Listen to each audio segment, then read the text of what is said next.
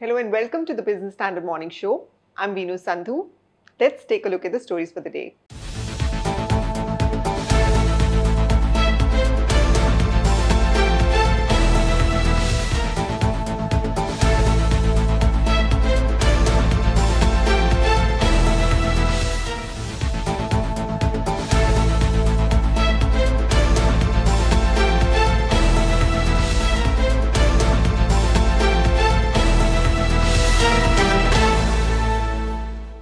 The Indian economy grew by 13.5% in the first quarter of the current financial year.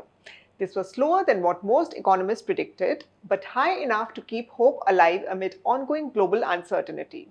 The growth was primarily driven by the rise in private consumption. Watch this report for more.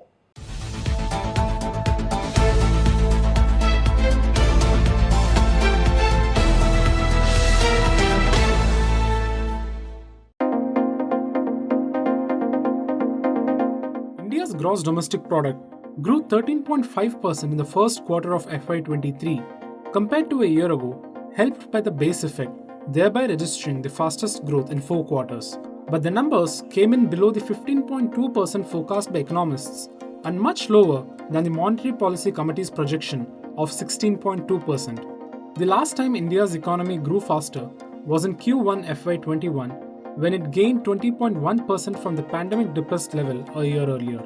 With rising interest rates, uneven monsoon and slowing global demand, analysts fear the economy may fall short of the 7.2% annual growth target for FY23, projected by the Reserve Bank of India. The GDP during April to June 2022 stood at 36.85 trillion rupees compared to 35.49 trillion rupees in the corresponding quarter of the pre-pandemic year of 2019-20.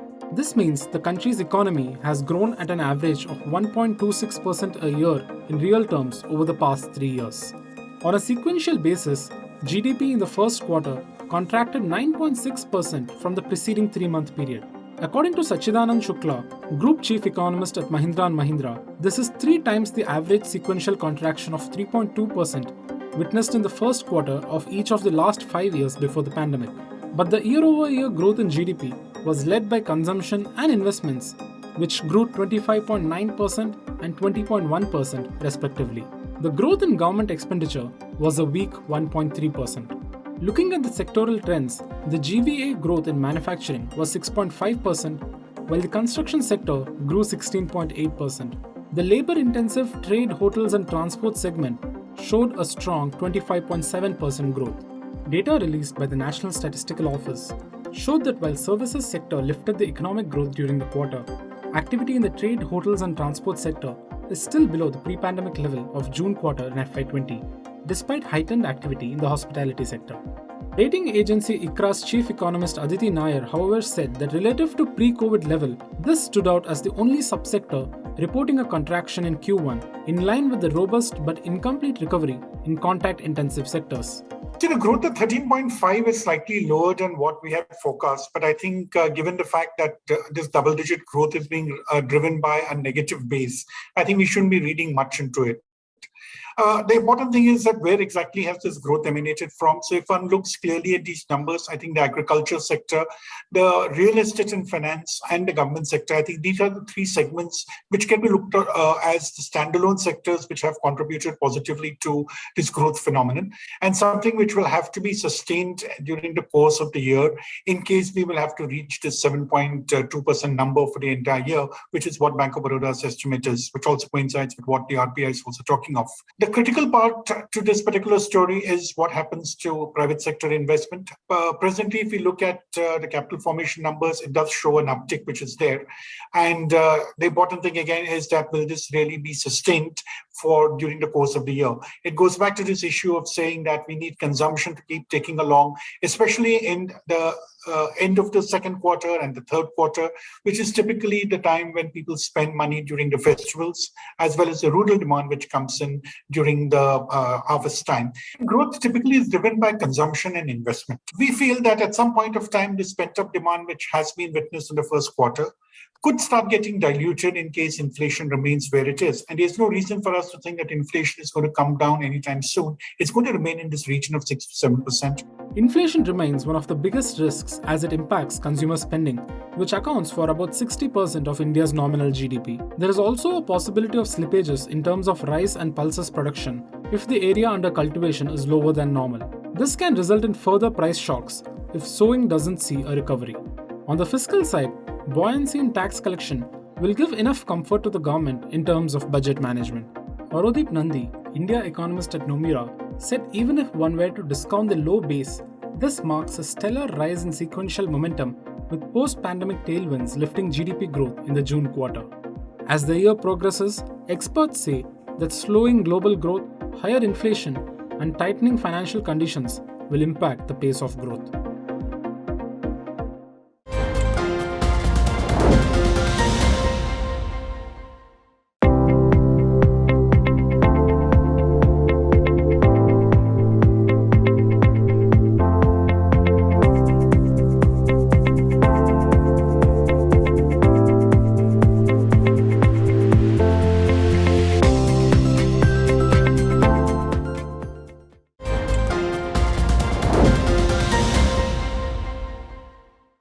After India's GDP numbers, let us now move on to one of the biggest fire sales the country's corporate sector has seen.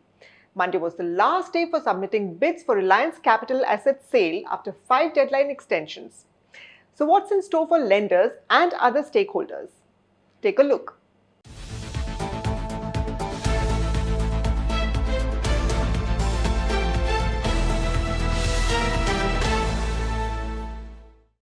Reliance Capital's resolution has received tepid response, as only 4 firms have made financial bids for the entire company, including its subsidiaries, under the insolvency process. Indocent, Torrent, Oaktree Capital Management and B. Wright Real Estate have submitted bids in the range of just 4,000 crore rupees. When the resolution process began, over 50 firms had submitted expression of interest for various assets, but only a handful of bidders were engaged. The bids have to be approved by a lenders committee. The process for asset sale of debt-ridden Anil Ambani's Reliance Capital had kick-started in November last year, when the Reserve Bank of India superseded its board for payment defaults and initiated bankruptcy proceedings. Y. Nageshwar Rao was appointed administrator for the corporate insolvency resolution process. After Shrey Group's shadow banking arm and DHFL, Reliance Capital is the third NBFC to go under insolvency under IBC. Reliance Capital has a consolidated debt of about 50,000 crore rupees. But to expedite the sale process, the lenders hived off 2 entities of RCap, Reliance Commercial Finance and Reliance Home Finance, into a trust for a separate resolution process. It was done so that the bidders don't deal with debt of these 2 entities, which is around 25,000 crore rupees. Secured creditors have claimed 22,122 crore rupees and unsecured creditors around 3,212 crore rupees after the company was sent to insolvency. Major lenders include Life Insurance Corporation, Yes Bank, among others.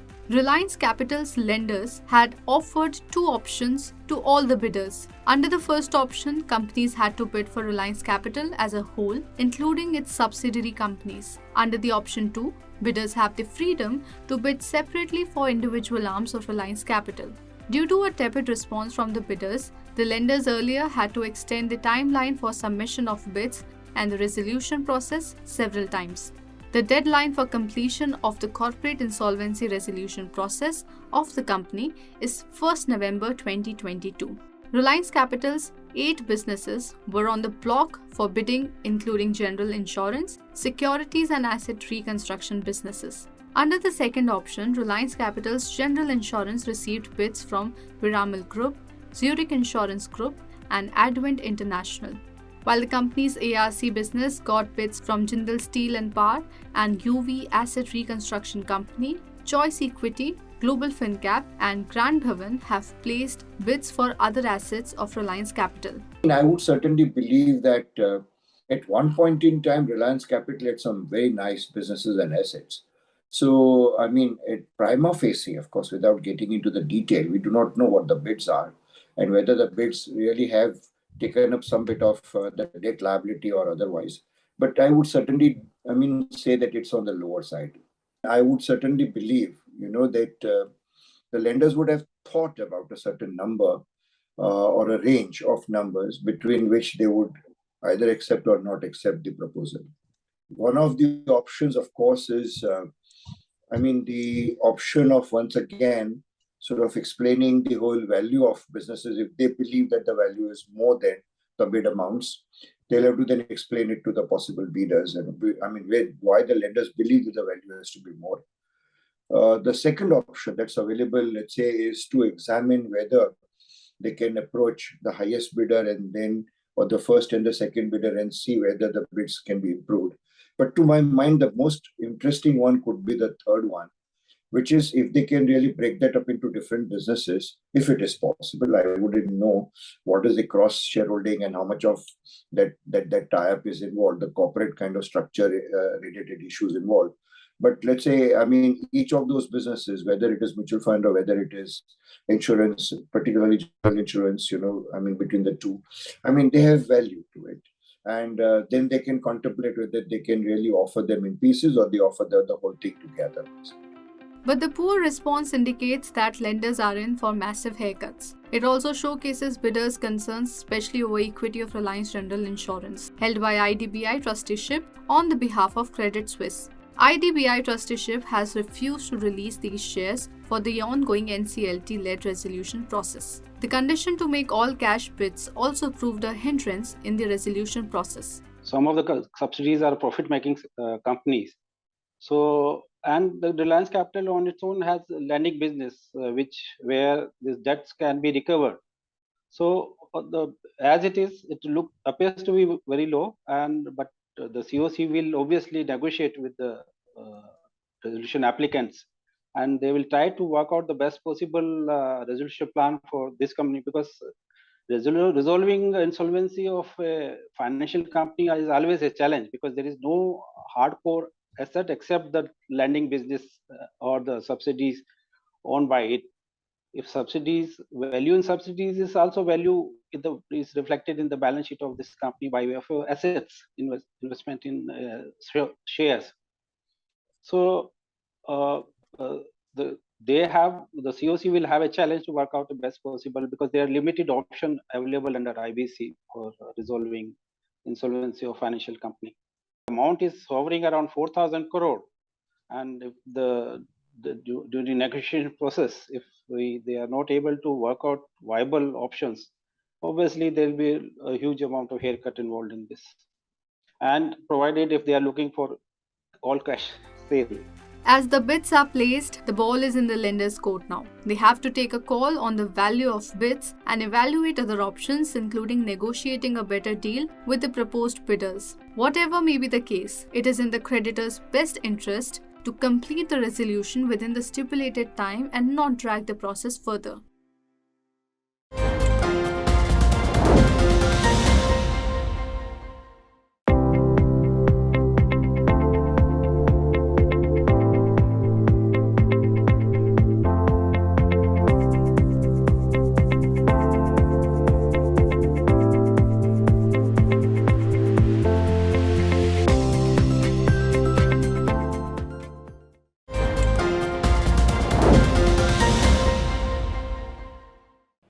From a high of 2762 rupees, the share of Reliance Capital was trading at 14 rupees on Tuesday. Let us move on to primary markets now. Compared to over 60 companies that took the IPO route last year, only 16 companies have floated the initial public offers this year. Our next report takes a deep dive into the reasons behind this lull this time round.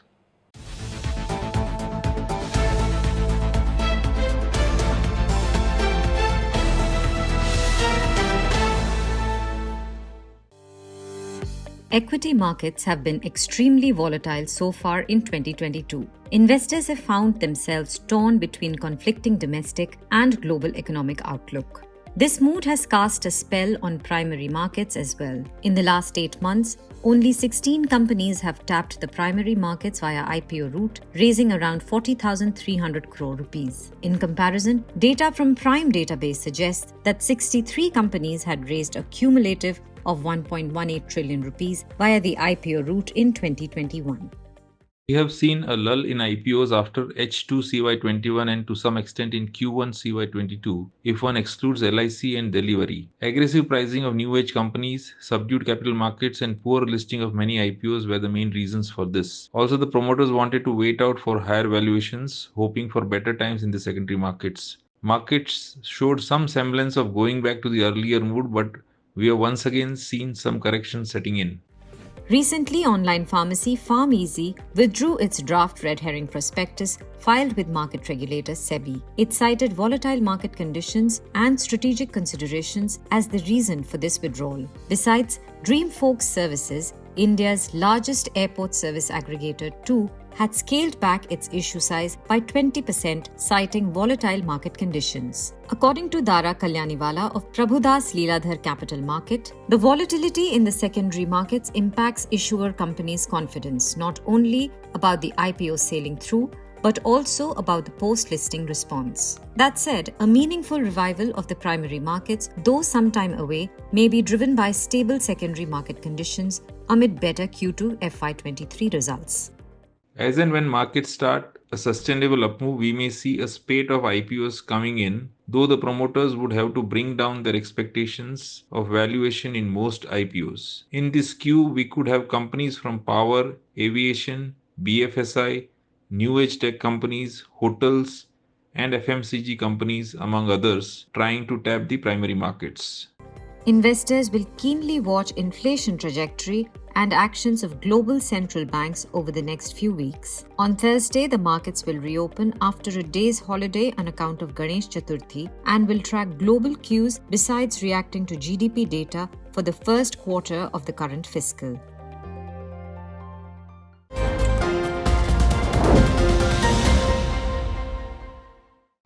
The real estate sector too is going through a rough patch. Last week's demolition of 2 illegal towers in the upscale society of Noida only adds to its woes and sullies the builder's image. The buildings have been razed, but those visuals are likely to haunt the builder. Rules were circumvented and the floor area ratio was changed several times in collusion with officials. But what is floor area ratio and why is it important? This report explains.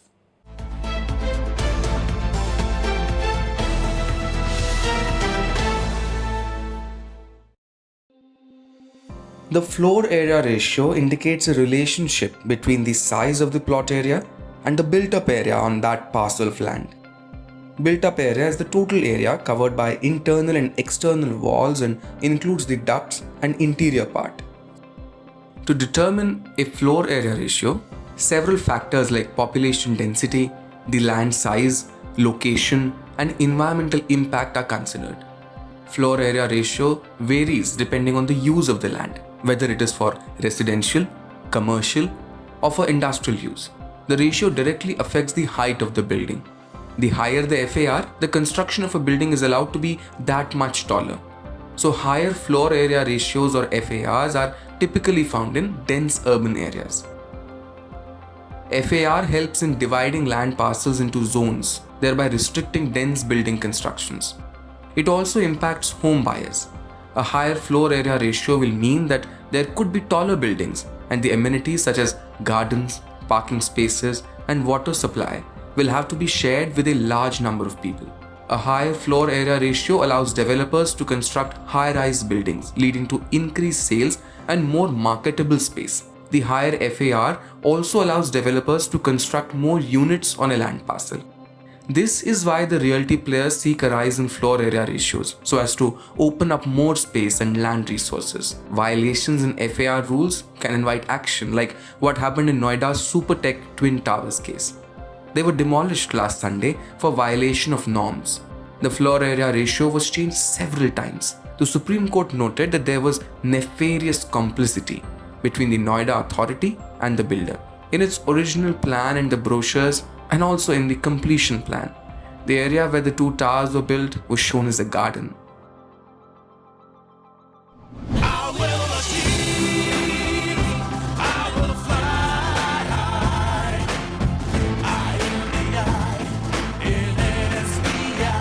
I'm backed by the nation's trusted bank, SBI, the banker to every Indian. In its original plan and the brochures, and also in the completion plan, the area where the two towers were built was shown as a garden. That's all for today. For more news and analysis, please log into our website www.business-standard.com. And we'll be back tomorrow morning with more. Stay tuned and thank you for watching. If you like this video, share it and subscribe to Business Standard. For more news, views and insights, log on to www.business-standard.com. Do also follow us on YouTube, Twitter, Facebook, Instagram, Telegram and LinkedIn.